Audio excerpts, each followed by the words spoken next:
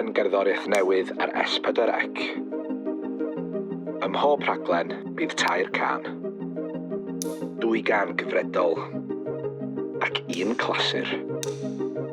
A bydd geiriau y 2 can yn rhannu'r un thema.